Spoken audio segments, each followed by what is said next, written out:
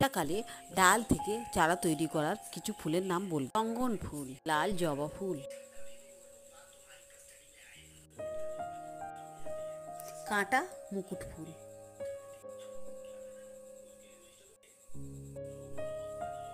স্থলপদ্ম full,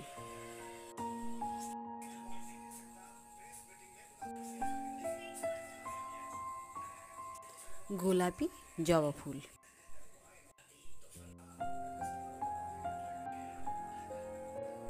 bleeding heart,